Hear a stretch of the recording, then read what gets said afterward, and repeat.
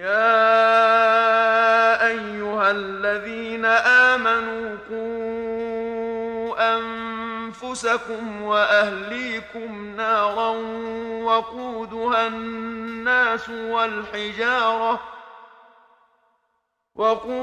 الناس والحجارة عليها ملائكة غلاظ شداد لا يعصون الله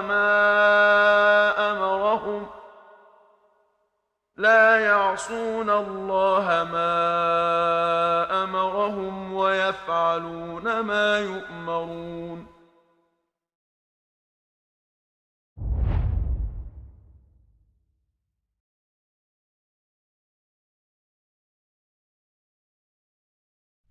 بسم الله الرحمن الرحيم الحمد لله رب العالمين له النعمة وله الفضل وله الثناء الحسن وصلوات الله البر الرحيم والملائكة المقربين على سيدنا محمد أشرف المرسلين وحبيب رب العالمين. اللهم علمنا ما جهلنا وذكرنا ما نسينا وانفعنا بما علمتنا وزدنا علما وإنا نعوذ بك من حال أهل النار. رب اشرح لي صدري ويسر لي أمري واحلل عقدة من لساني يفقه قولي آمين. Amma ba'du, Allah tabaraka wa ta'ala dit dans le Coran honoré dans Surat Al-Ma'idah: Wa ta'awanu 'ala al-birri wat-taqwa wa la ta'awanu 'ala al-ithmi wal-'udwan, c'est-à-dire, et entraidez-vous pour les œuvres de bien et l'obéissance à Allah, pour la piété, pour le fait d'accomplir les obligations et d'éviter les interdits, et ne vous entraidez pas pour le péché et la désobéissance à Dieu. On met l'intention, insha'Allah ta'ala wa bitawfiqihi, d'appliquer cette ayah honorée, de s'entraider pour le bien et dans ce que Dieu agrée, et on fait cela par recherche uniquement de l'agrément de Allah Azza wa Jal, par application de la parole du prophète sallallahu alayhi wa sallam, qui a été rapportée par Al-Bukhari et Muslim: Innamal a'malu binniyat wa innama likulli imri'in ma nawa, c'est-à-dire, certes les bonnes œuvres ne valent que par les intentions, et certes chaque personne a pour elle ce pourquoi elle a fait l'intention. Il est rapporté dans le hadith de Al-Bukhari du compagnon Abu Sa'id Al-Khudri radiyallahu anhu qu'il a dit: Qala Rasulullah sallallahu alayhi wa sallam Iyyakum wal julusa bit turuqat. Et dans une version Iyyakum wal julus ala turuqat. Qalu ya Rasulallah ma lana buddun min majalisina natahaddathu fiha. Donc le prophète alayhi salatu wassalam, tout comme il le rapporte Abu Sa'id al-Khudri, que le messager de Allah sallallahu alayhi wa sallam a dit: Iyyakum wal julusa ala tuluqat, ça veut dire prenez garde de vous asseoir sur les chemins ou aux abords des chemins. Et les compagnons, ils ont dit: Ya Rasulallah, ma lana buddun min majalisina natahaddathu fiha, ça veut dire, ô messager de Allah, mais nous, il est nécessaire pour nous de rester dans les chemins. On a besoin de faire ces assises-là, de nous asseoir dans les chemins, car on discute dans ces moments-là.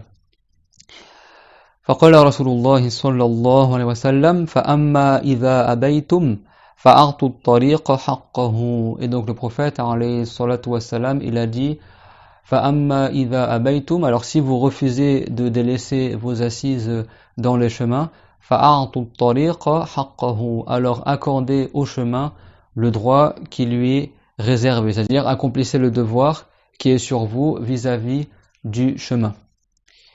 Qalu wa ma haqquhu, et là les compagnons ils ont dit: et quel est donc le droit du chemin, c'est-à-dire c'est quoi le devoir qu'on doit faire par rapport au chemin?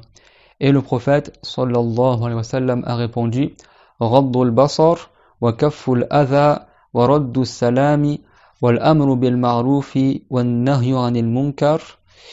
Ça veut dire le fait de détourner le regard, parce que dans le chemin tu vois les gens passer, etc. Donc s'il y a des choses interdites de voir, s'il y a une femme qui est dénudée, ou s'il y a quelque chose que les gens n'acceptent pas qu'on le regarde, alors tu détournes ton regard. Wa kaful adha, et que s'il y a des nuisances, tu arrêtes les nuisances s'il y a des nuisances dans le chemin.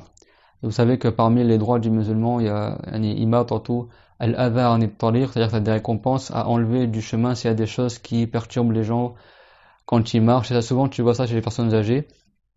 Ils marchent et quand ils voient qu'il y a un papier sur le trottoir ou une peau de banane ou un truc qui peut faire que les gens vont s'entraver dedans, avec sa canne, tu vois, il met ça sur le bord de la route, il enlève ça du trottoir. Ça, c'est des récompenses. Ce qu'on appelle imadatul adha, ça veut dire que tu as des récompenses à enlever du chemin les choses qui gênent les passants quand ils marchent. Et là, kaful adha, ça peut être aussi quelque chose plus vaste que cela. Wa raddu salam, et le fait de rendre le salam, parce que parmi les droits du musulman, c'est quand il te passe le salam, bah, c'est un devoir que tu lui rendes le salam. Surtout si c'est un homme qui passe salam à un homme. Dans ce cas-là, c'est un devoir que cet homme-là, il rende le salam. Tout comme il a dit Allahu tabaraka wa ta'ala dans le Coran, que si vous êtes des gens qu'on salue, alors rendez le salam, ou mieux encore. C'est-à-dire, si quelqu'un dit assalamu alaykum, tu réponds wa alaykum assalam, et le mieux c'est que tu rajoutes wa rahmatullah, et le mieux tu rajoutes wa barakatuh. T'as plus de récompense, tu dis assalamu alaykum wa rahmatullah, en rajoutant wa rahmatullah. Assalamu alaykum, ça veut dire que Dieu vous protège, wa rahmatullah, et qu'il vous accorde sa miséricorde. Et t'as encore plus de récompense, tu rajoutes aussi wa barakatuh, c'est-à-dire et que Dieu vous accorde la bénédiction également, l'augmentation en bien. Et toi, tu rends le salam soit de la même manière qu'on te l'a passé, ou soit plus encore, en rajoutant wa rahmatullah wa barakatuh. Ça, c'est parmi les choses obligatoires. Et si quelqu'un ne rend pas le salam sans excuse alors qu'on lui a passé le salam, c'est-à-dire si un musulman du même sexe te passe le salam, c'est un devoir que tu rendes le salam. Sauf si tu as une excuse, par exemple si tu es en train de manger, tu as bouché dans la bouche, ou quelqu'un il est en train de boire, là c'est pas recommandé de lui passer le salam parce qu'il risque de s'étouffer en rendant le salam. Également s'il y a un cours de religion, c'est pas du tout recommandé de passer le salam quand tu rentres dans l'assemblée, surtout si c'est le cours à commencer parce qu'en plus tu risques de perturber les gens. Également, si quelqu'un est resté de le Coran, c'est déconseillé de lui passer le salam. Là, les choses que je parle, si ça dérange pas la personne, c'est pas haram, mais c'est déconseillé. C'est déconseillé de passer le salam à quelqu'un qui est en train de manger. C'est déconseillé de passer le salam à quelqu'un qui est en train de boire. C'est déconseillé de passer le salam à quelqu'un qui est en train de faire ses besoins aux toilettes. C'est déconseillé de passer le salam à quelqu'un qui est en train de réciter le Coran. C'est déconseillé de passer le salam à quelqu'un qui est en train d'assister à un cours de religion ou qui est dans un cours de religion. Et même dans le discours Jumu'ah, c'est même pas un devoir que tu rendes le salam si quelqu'un est à passer le salam pendant que l'imam est en train de faire le discours. Et si quelqu'un y parle durant le discours Jumu'ah, il perd toutes les récompenses de son Jumu'ah. Et ça, il y a beaucoup de gens qui ne le savent pas. Des fois, l'imam il fait le discours sur le minbar et les gens ils discutent pendant le discours, etc.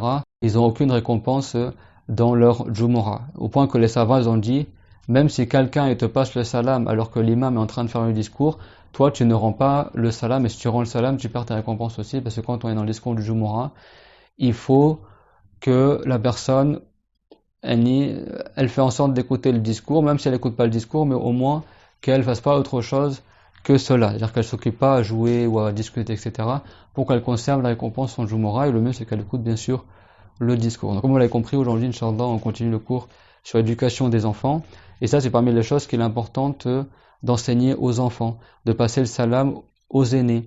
Quand tu rentres dans une assemblée, tu rentres par exemple à la maison et tout le monde dans le salon par exemple, c'est recommandé que la personne qui peut, il passe le salam en premier aux gens de l'assemblée. C'est-à-dire que si toi tu es tout seul et il y a 10 personnes en face de toi, c'est toi qui es tout seul pour qui il est recommandé que tu passes le salam. N'attends pas que ce soit l'assemblée qui te passe le salam. Et pareil, celui qui est plus jeune, il est recommandé que c'est lui qui passe le salam à celui qui est plus âgé. Ça c'est des sunnahs. D'accord? Et quand est-ce que c'est pas un devoir de rendre le salam? Bah, si tu étais en train de manger, c'est pas un devoir que tu rendes le salam. Si tu étais aux toilettes, si tu étais en train de rester le Coran, si tu étais durant le discours du Jumu'ah en train d'écouter le discours du Jumu'ah, si tu assistes à un cours de religion, non seulement là, c'est déconseillé qu'on te passe le salam, et c'est même pas obligatoire que tu rendes le salam. Le mieux c'est que tu rendes pas le salam.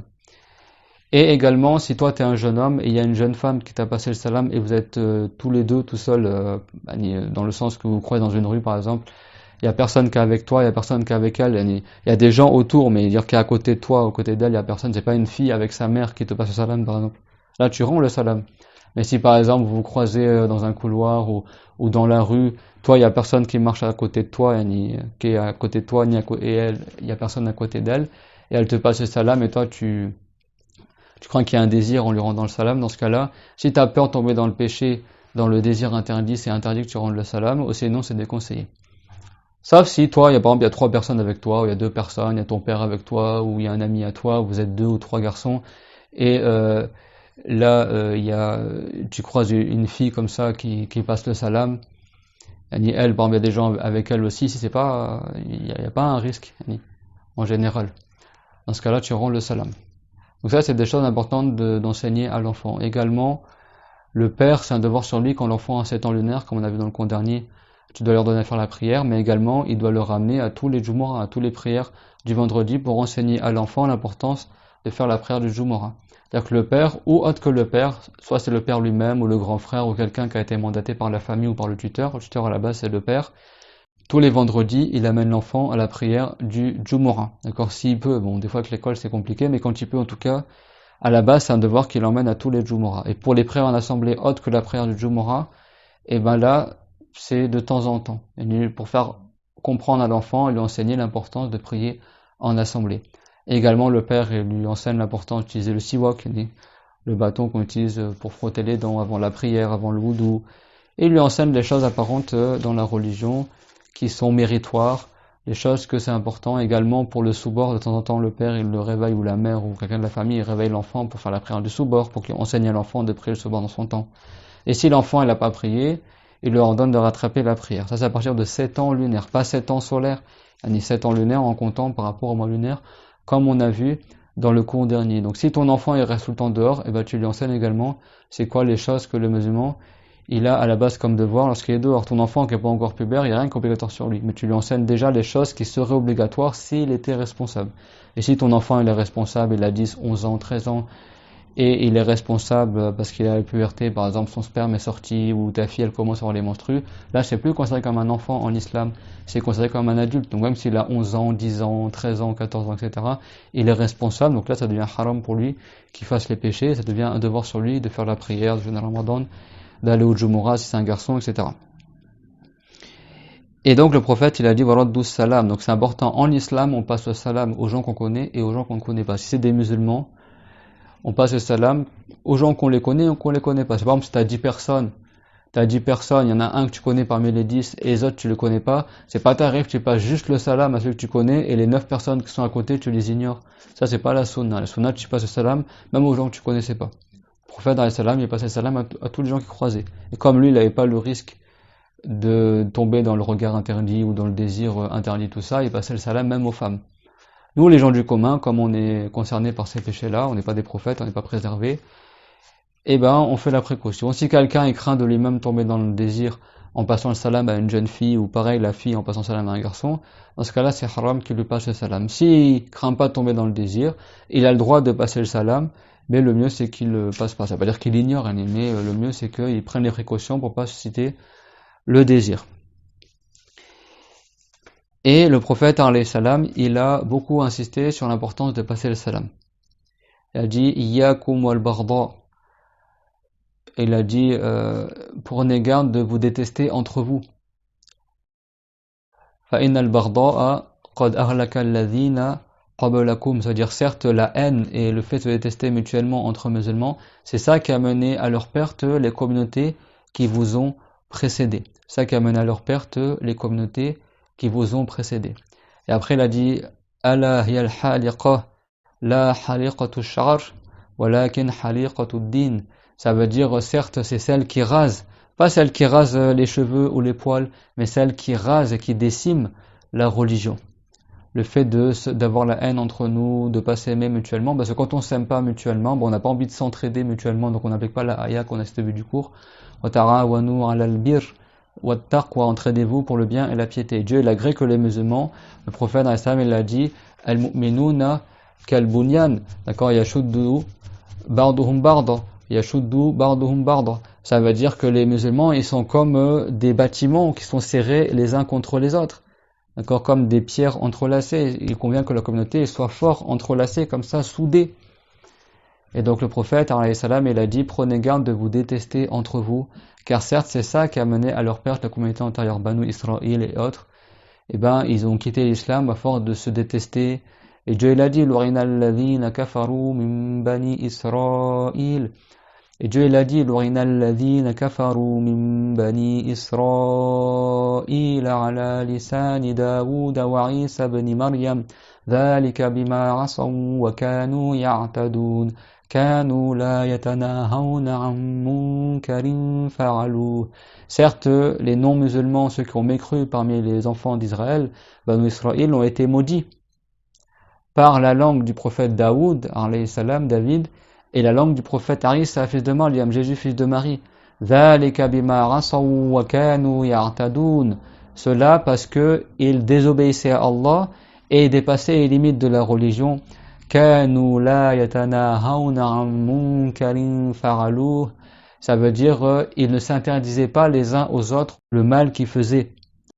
La bi'sa ma kanu yaf'alun, et Dieu l'a dit quelle mauvaise chose ils faisaient. Donc le prophète nous a mis en garde qu'on fasse les mêmes erreurs que les musulmans qui nous ont précédés, qu'on ait la haine entre nous, qu'on laisse faire les péchés entre nous, qu'après ça fasse des clans entre les croyants, que les croyants entre eux se détestent et qu'au final le shaitan les sépare et qu'à la fin ils quittent tous l'islam, comme ça s'est passé à l'époque de Banu Israël. Aujourd'hui il n'y a plus aucun musulman qui était à l'époque de Isa de Jésus ou de Moussa ou des prophètes de Banu Israël qui ont une descendance sur l'islam jusqu'à aujourd'hui. Tous ils ont quitté l'islam. Pourquoi? Parce que parmi les raisons, c'est qu'ils faisaient du péché, ils faisaient du haram et ils laissaient les gens faire. Ils n'appliquaient pas les droits de chemin. C'est-à-dire quand ils étaient dehors, ils voyaient le haram, ils se taisaient. Et ils avaient la haine entre eux, ils se jalousaient entre eux. Au point que même les juifs et les chrétiens à l'époque du prophète, alayhi salam, ils se faisaient tout le temps la guerre. Dieu l'a dit dans le Coran qu'ils se faisaient tout le temps la guerre. Après quand le prophète Mohammed, alayhi salam, il a parlé avec l'islam, les juifs et les chrétiens ils se sont associés pour combattre le prophète, alayhi salatu wassalam. Mais avant cela, ils se faisaient tout le temps la guerre, tout le temps entre eux, ils étaient en train de... Et même beaucoup d'entre eux, Banu Israël, ils se sont divisés en plusieurs groupes différents, et ces groupes différents, ils se battaient entre eux jusqu'à aujourd'hui. Jusqu'à aujourd'hui, ils sont plusieurs clans, plusieurs groupes, se détestent entre eux, se jalousent entre eux, etc. Il y en a qui font de la sorcellerie, des trucs comme ça. Que Dieu nous en préserve. Je vous aime tous, lillahi ta'ala, et ce cours-là, subhanallah, il me fait beaucoup plaisir de vous le donner. Il y a beaucoup de conseils, et des fois, il y a des choses qui viennent à l'esprit, c'était pas prévu dans le cours, bien que je les prépare à l'avance. Et c'est un cours, Inch'Allah, en tant que parent, des conseils, lillahi ta'ala, vraiment du fond du cœur. Et Inch'Allah, je demande à Allah Azza wa Jal qui nous facilite et nous accorde la sincérité pour ces cours. Il y a énormément de choses à dire, et j'espère qu'on pourra profiter au maximum et vous donner en entier cette matière-là que j'ai préparée exprès pour vous, suite aux choses qu'on voit de plus en plus dans la communauté. Beaucoup de parents n'éduquent pas leurs enfants, ou beaucoup de parents ils sont même dépassés par leurs enfants. Des fois les parents ils sont bien, mais c'est les enfants qui sont mauvais parce qu'ils ont des mauvaises fréquentations, ou il y a des manquements à plusieurs niveaux, des fois, voilà. Donc ce cours-là c'est vraiment par amour pour la communauté. Inch'Allah que ça profite à ceux pour qui Dieu a voulu que ce cours profite, pour moi-même ainsi que pour vous. Bi'idhnillahi tabaraka wa ta'ala. Et après, à la suite du hadith, le prophète, alayhi salam, il a dit Ala adullukum ala shay'in idha ramiltum bihi tahababtum. Ça veut dire, voulez-vous que je vous indique une chose, que si vous l'appliquez, alors vous allez vous aimer les uns envers les autres. Et après, il a dit, alayhi salatu wassalam, Afshu salam baynakum. Ça veut dire diffuser le salam entre vous, c'est-à-dire passez-vous mutuellement le salam. Et le prophète, alayhi salam, il a dit Tahadaw tahabbu. Ça veut dire offrez-vous des cadeaux mutuellement. Ça renforce l'amour entre les musulmans. Ça renforce l'affection et l'amour entre les musulmans. Il a dit tasafahu yadhabil ghil. Et serrez-vous la main, parce que ça enlève la rancune du cœur. Moi, j'ai vraiment un conseil pour vous, mes chers frères et sœurs. Les sœurs entre les sœurs et les frères entre les frères, bien sûr. S'il y a quelqu'un, tu as une rancune envers lui, ou tu sens qu'il y a un truc qui cloche entre vous deux, passe-lui le salam et serre-lui la main. C'est-à-dire que si tu es un frère, serre la main à ton frère avec qui tu sens qu'il y a un petit différend, et si c'est une sœur, serre la main à ta sœur et tu lui passes le salam.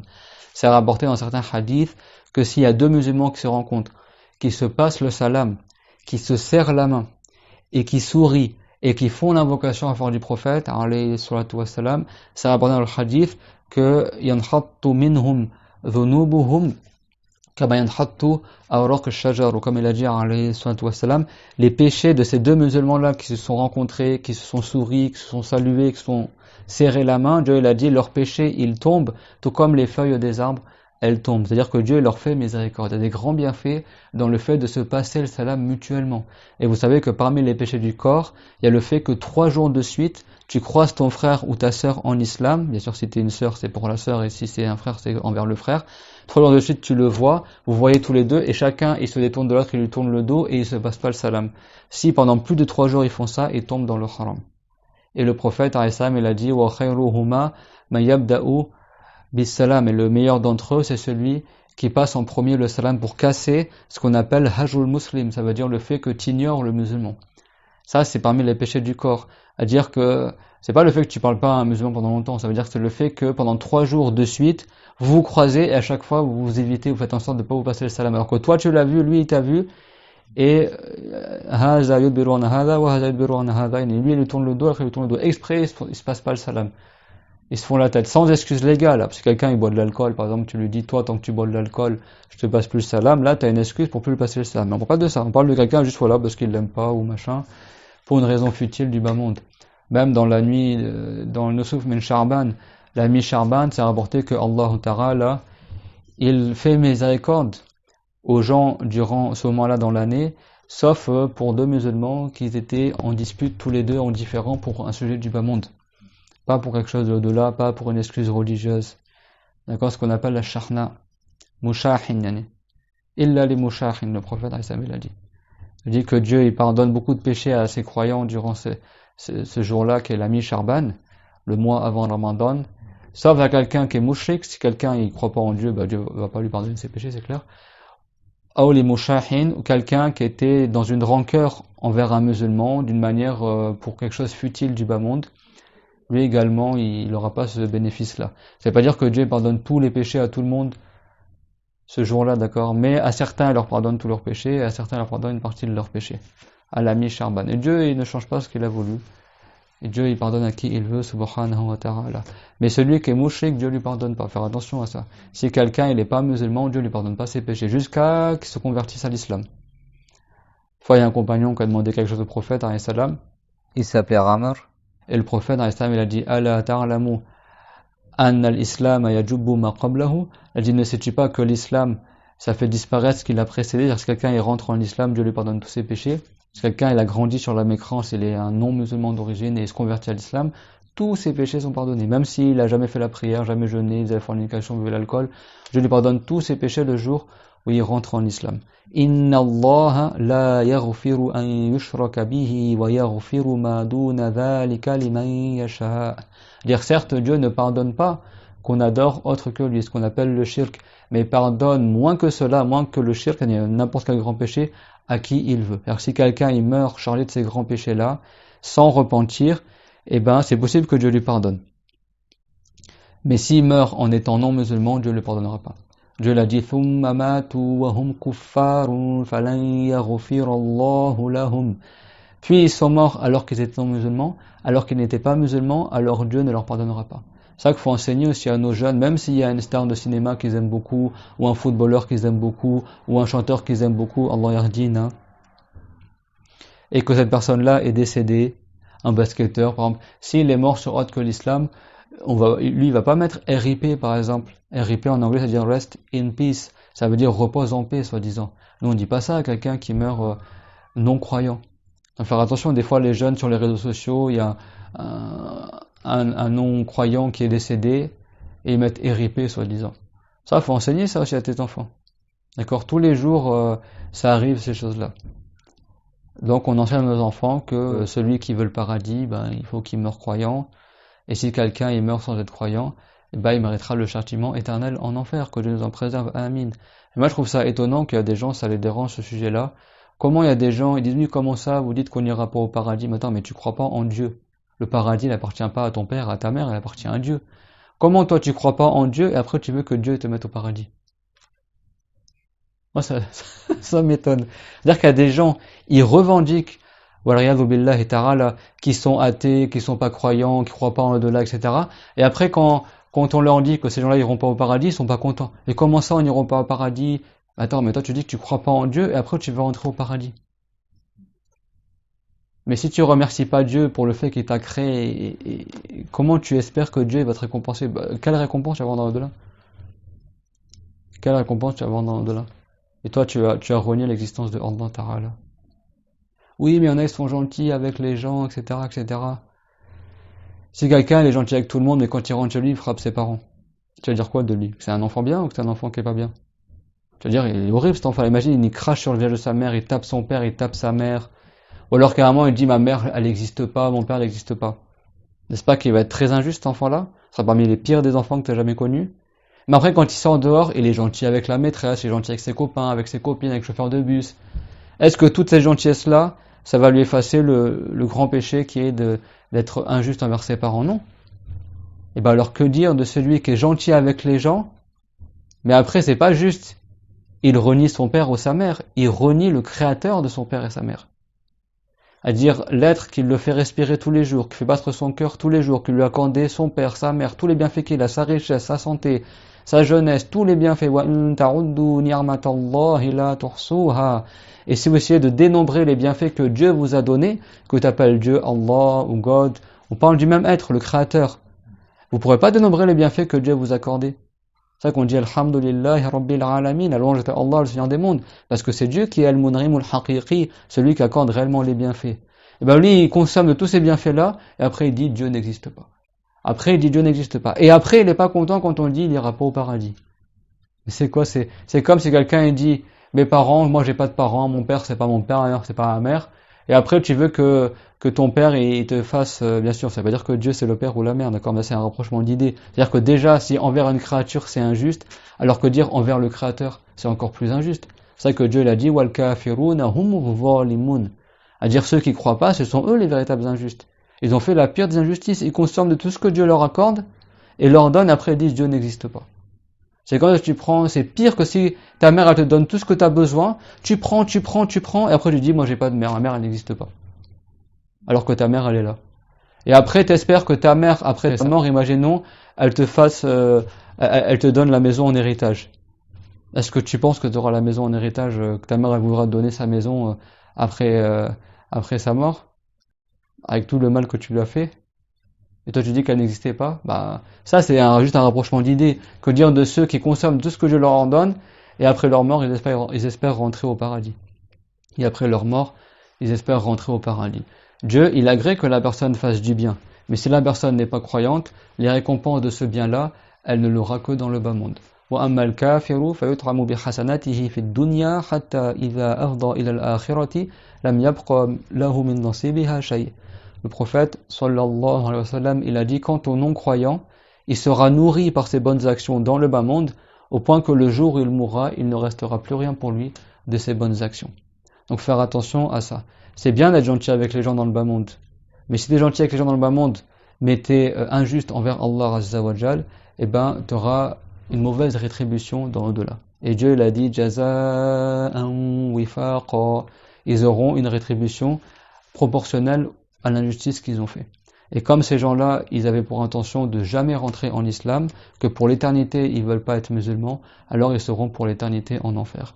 Et comme le musulman, il veut éternellement rester musulman et être pour l'éternité sur l'islam, et ben Dieu lui accordera l'éternité au paradis. Dieu, il est juste. Il accorde les bienfaits et sa miséricorde par sa grâce et sa miséricorde, et il châtie par sa justice. Parce que Dieu, toute chose lui appartient.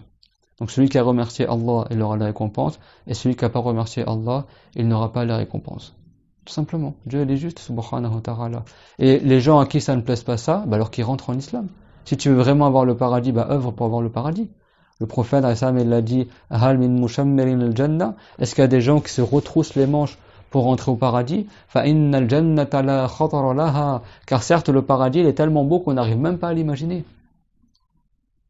Hiya wa rabbil ka'ba nurun yatala'la wa rayhanatun tahtaz. Le prophète a dit par Allah, par le Seigneur de la Kaaba, le paradis est une lumière scintillante et une verdure verdoyante et embaumante.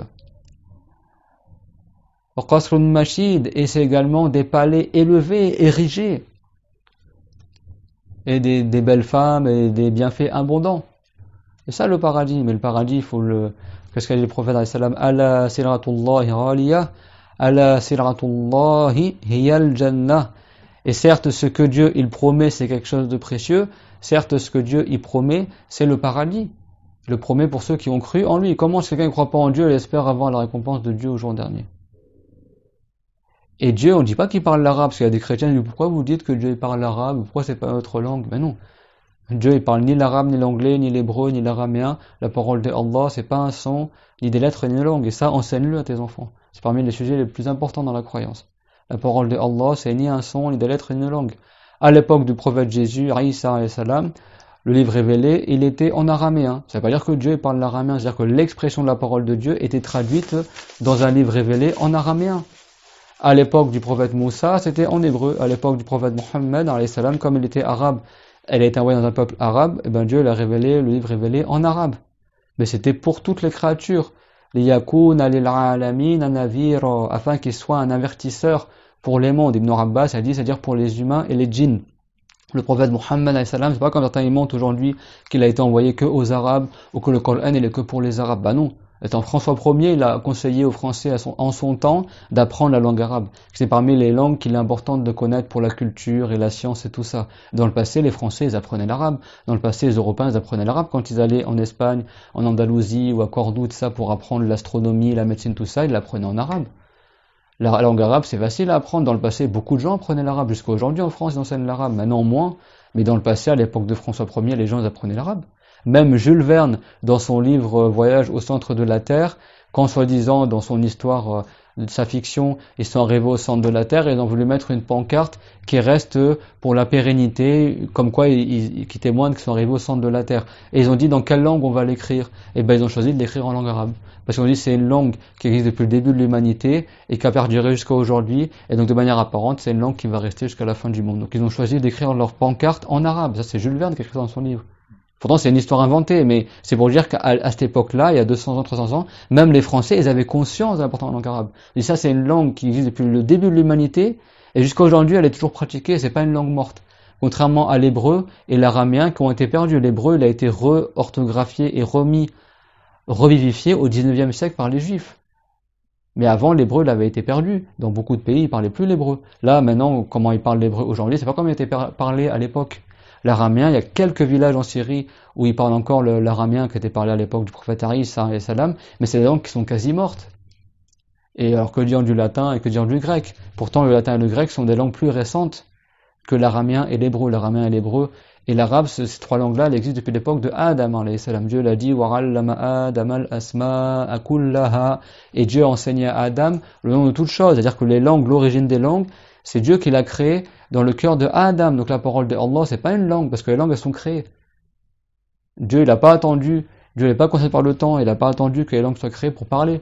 Dieu est parlé avant l'existence des langues. La parole de Allah, on ne peut pas l'imaginer. Comme on a vu dans les cours précédents, c'est ni un son, ni des lettres, ni des langues. Et au jour dernier, Dieu nous parlera.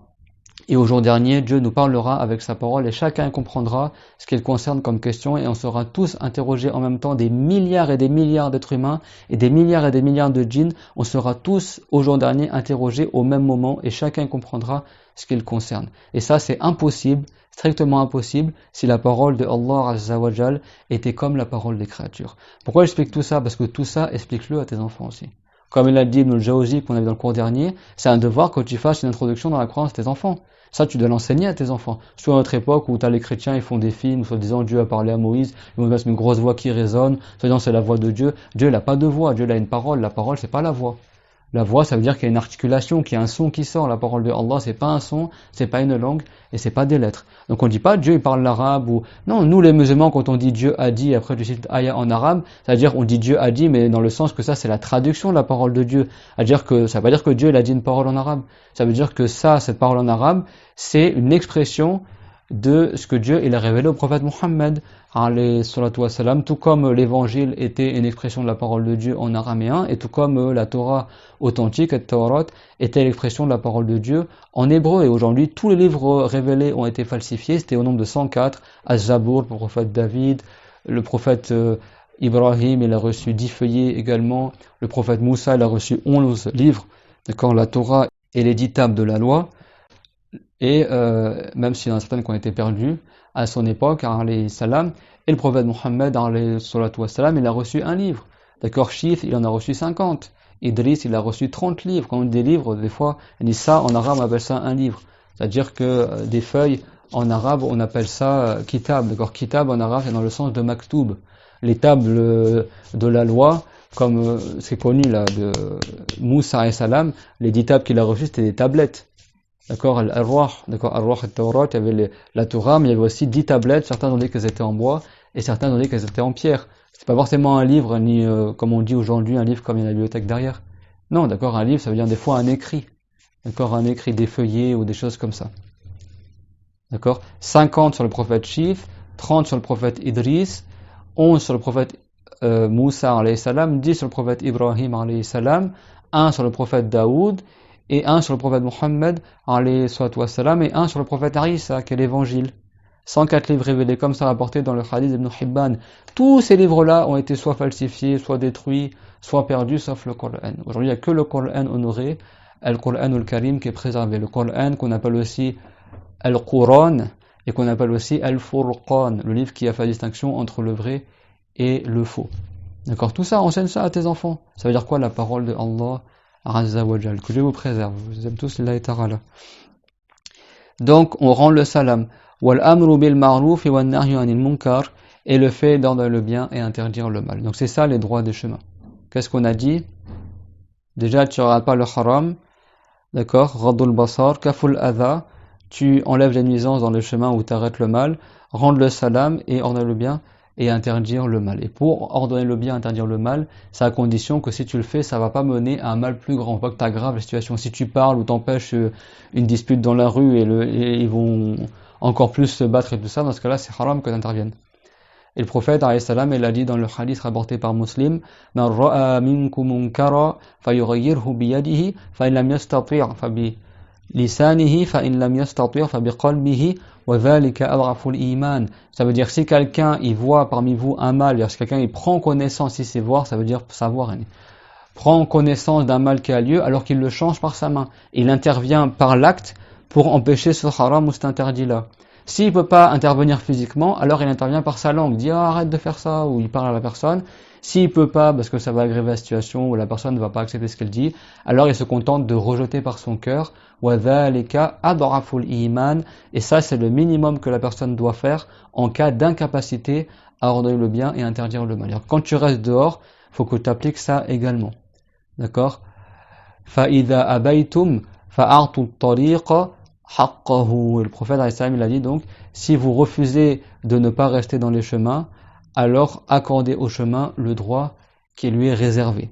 D'accord? C'est-à-dire accomplissez les obligations qui sont relatives au fait que tu restes dehors et que tu es témoin de choses qui se passent. Donc s'il y a du mal, il faut que tu l'enlèves. Si quelqu'un passe salam, tu rends le salam. S'il y a des choses interdites à voir, tu ne les vois pas, tu ne les regardes pas. Et le prophète a dit wa kullu ra'inin zaniya, c'est-à-dire que la plupart des yeux des gens ils tombent dans le péché des yeux. Donc il faut que tu enseignes à tes enfants c'est quoi les choses qu'il est haram de regarder. Par exemple, si tu as un voisin musulman et que la nuit on voit dans son appartement, lui il n'accepte pas qu'on voit chez lui, tu vas pas t'amuser à t'observer dans les fenêtres des appartements qu'est-ce qu'il y a chez lui, ou comment elle est sa fille, ou comment elle est sa femme, ou qu'est-ce qu'il y a chez lui comme meuble, ça c'est haram. S'il y a ton ami musulman ou musulmane qui a quelque chose dans son sac qu'elle veut pas que tu regardes, tu vas pas fouiller en cachette dans son sac pour voir qu'est-ce qu'elle veut, pas que tu regardes dans son téléphone ou tel que cela, ça c'est parmi les péchés des yeux. Également parmi les péchés des yeux, regarder le musulman d'un regard hautain, d'un regard méprisant qui le blesse. D'accord, sans excuse, ça c'est haram, mais aujourd'hui il y a beaucoup de gens dans les rappeurs et tout ça, ils regardent comme ça, genre ils font les fiers. Et ça, Dieu n'agrée pas. Dieu n'agrée pas kulla mukhtalin fakhour, des gens qui font preuve de vanité, d'orgueil et de fierté comme ça, qui sont imbus d'eux-mêmes, comme beaucoup de jeunes ils le font à notre époque, ça Dieu ne l'agrée pas. Ils prennent des grosses voitures pour faire les malins, pour faire les fiers, comme on dit en français, ou des habits de marque exprès pour rabaisser les autres, pour montrer qu'il est meilleur que les autres, ça c'est haram dans la religion et c'est un grand péché. À l'époque des Banu Israël, il y a un homme comme ça, c'est pas rapporté qu'il n'était pas musulman, il avait des beaux cheveux, il avait une belle carrure, et quand il marchait comme ça, il se pavanait, il regardait ses cheveux, il regardait ses épaules et tout ça, et pendant qu'il marchait comme ça, imbu de lui-même, la terre elle l'a avalé, et le prophète elle a dit jusqu'au jour dernier, il culbute comme ça dans la terre, il descend comme ça, et il est châtié comme ça jusqu'au jour dernier, il culbute comme ça, Dieu l'a rabaissé. Le prophète alayhi salam, il a dit Man tawadara lillahi rafa'ahu, c'est-à-dire celui qui fait preuve de modestie envers Dieu, Dieu élève son degré. Et que la personne ne cesse d'être modeste jusqu'à que Dieu lui fasse atteindre les plus hauts degrés dans la religion. Et man takabbara, Et celui qui fait preuve de vanité, de fierté, d'orgueil comme ça injustement, eh ben Dieu il le rabaisse d'un degré. Et la personne ne cesse de faire preuve de fierté et de vanité jusqu'à qu'elle se retrouve fi asfalis safilin, dans le plus bas des niveaux. Plus tu es modeste pour Dieu, plus Dieu il élève ton degré. Plus tu fais preuve de fierté et de vanité, plus Dieu il t'humilie et il te rabaisse dans le bas monde avant l'au-delà. Et pire encore, sera dans l'au-delà. Donc toi, enseigne à tes enfants qu'ils soient modestes. Pas que faire preuve de fierté, de vanité, qu'ils se pavanent, tout ça, d'être modeste, d'être quelqu'un qui est humble. D'accord? L'humilité. Humilité qui vient du mot humus, et humus en latin, ça veut dire la terre. D'accord? Même le mot homme en français, ça vient du latin humus qui veut dire la terre parce que l'homme a été créé à partir de terre. Et quand tu dis humilier, ça veut dire mettre à terre. C'est-à-dire que tu te mets à terre, tu te rabaisses au niveau du sol. Comme disaient les savants, kun arda takun lillahi arda. Kun arda takun lillahi arda. Ça veut dire soit de la terre, soit ardan, et tu seras pour Dieu arda, c'est-à-dire tu seras plus agréé par Allah. C'est un jeu de mots. Ard en arabe, ça veut dire la terre. Et arda, ça veut dire plus agréé. Et donc, soit de la terre, kun arda, ardan, avec le alif de prolongation parce que c'est mansoub, tu seras pour l'agrément de Dieu arda. Tu seras selon Dieu arda. Kun arda, soit arda, et tu seras pour Dieu arda. Ça veut dire soit de la terre, mets-toi au niveau du sol, au ras du sol, fais-toi humble pour Allah, et tu seras plus agréé par Allah Azza wa Jal. Enseigne ça, mon frère, ma soeur, à tes enfants. Au lieu de leur enseigner que ouais, si quelqu'un il t'insulte, ben insulte-le, laisse-toi pas faire, vas-y, sois le meilleur, écrase tout le monde, etc. Non. Oui, bien sûr, on veut que nos enfants ils soient parmi les meilleurs des musulmans, mais pas dans le sens meilleur que t'écrases les autres. Non, meilleur dans le sens que tu tires les autres vers le haut. Meilleur dans le sens que tu sois un modèle pour ton frère, un modèle pour ta sœur, un modèle pour l'entraide des musulmans. Que ton mérite dans la religion améliore aussi les gens. Istaqim bika ghayruk. Sois droit et par ta cause, d'autres gens deviendront droits. Dans ce sens-là, on veut que nos enfants soient les meilleurs. Pas les meilleurs dans le sens qu'ils écrasent les autres enfants, qu'ils écrasent les croyants, etc. C'est clairement tout le monde. Bien sûr, quand le prophète l'a dit, fa'idha abaytum, si vous refusez de partir dans le chemin, ça veut pas dire que les compagnons, ils contredisaient le prophète, ils voulaient pas obéir au prophète. Non, ça veut dire que le prophète, lui, il voulait montrer aux compagnons l'importance de respecter le droit des chemins. Et que c'est pas le mieux de rester dehors. Et le prophète sait très bien que les compagnons, ils ont besoin de rester dehors. Mais les compagnons vont dire, mais nous, on a besoin de rester dehors. Et ben, le prophète, lui, qu'est-ce qu'il voulait leur montrer? Leur montrer que si vous restez dehors, il y a des droits à respecter dehors. À dire, si vous n'avez pas l'intention d'appliquer ces droits-là, alors prenez garde de rester dehors, ne restez pas dehors si vous ne comptez pas accomplir ces obligations-là. C'est clair, c'était pour expliciter ce qu'on a vu également dans les cours derniers. يا أيها الذين آمنوا قوا أنفسكم وأهليكم نارا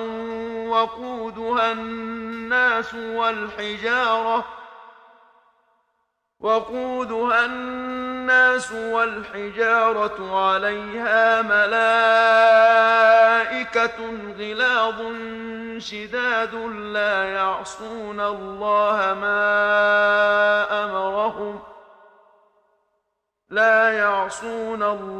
ما أمرهم ويفعلون ما يؤمرون